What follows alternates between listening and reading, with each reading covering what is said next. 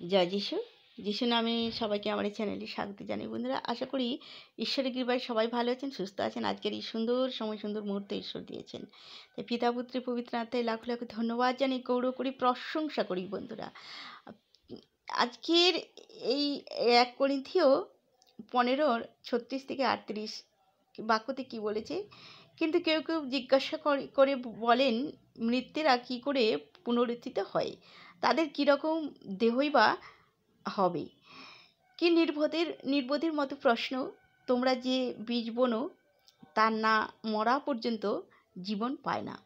তুমি যা বোনো, যে দেহ উৎপন্ন হবে, তুমি তা বোনো না, তার বীজ মাত্র বোনো, সে গমের বীজ হোক আর অন্য কিছুর হোক। তারপর ঈশ্বরের ইচ্ছা অনুসারে তিনি অন্য একটা দেহ দেন, প্রতিটি বীজের জন্য তাদের নিজের নিজের দেহ দেন। আমেন। জয় যিশু। ভালো থাকবেন, সুস্থ থাকবেন। তো এই বাক্যটি আমরা জানতে পারলাম আমাদের কীরকম দেহ হবে, এবং আমরা জানতে পারলাম পুনরুত্থান বা পুনরুত্থিত হয় কিভাবে। আমরা জানতে পারলাম এই বাক্যের মধ্যে। সবাই ভালো থাকবেন, সুস্থ থাকবেন। জয় যিশু। আমিন, আমিন, আমিন।